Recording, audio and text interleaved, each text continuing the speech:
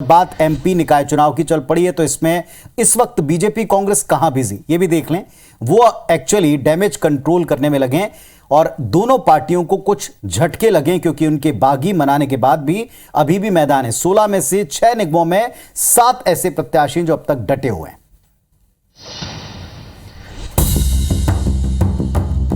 MP निकाय चुनाव में जीत के लिए कांग्रेस और बीजेपी जहां एड़ी चोटी का जोर लगाए हुए, तो वहीं बागियों की बगावत उनके लिए सिरदर्द साबित हो रही। असल में कांग्रेस के 4 और बीजेपी के 3 बागी बतौर मेयर प्रत्याशी मैदान में हैं। इनमें कांग्रेस महिला मोर्चा ग्वालियर की पूर्व जिलाध्यक्ष रुचि गुप्ता और सतना में कांग्रेस की सईद अहमद ने चुनाव लड़ने के लिए पार्टी ही बदल ली। अहमद बीएसपी के टिकट पर किस्मत आजमा रहे, तो रुचि आम आदमी पार्टी की उम्मीदवार बनकर चुनावी मैदान में है।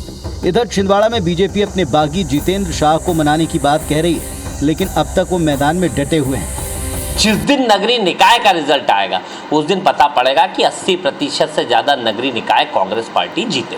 बागियों को मनाने की हर मुमकिन कोशिश हो चुकी है। कुछ मान गए हैं तो कुछ अब भी चुनौती बनकर डटे हैं। देखना दिलचस्प होगा कि ये बागी आखिरकार कितने असरदार साबित होते हैं।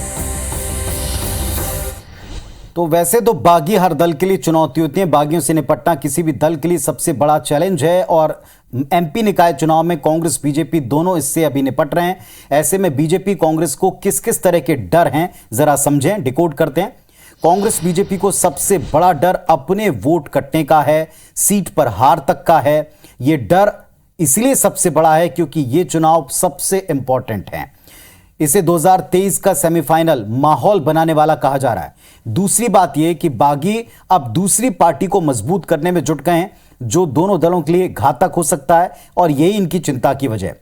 बागियों के स्थानीय और समर्पित कार्यकर्ता जो बागियों के साथ पाला बदल चुके हैं, यह भी दोनों दलों के लिए परेशानी का सबब है, क्योंकि इन्हीं कार्यकर्ताओं की, इन्हीं नेताओं की जरूरत आपको आगे आने वाले वक्त में पड़ने वाली है।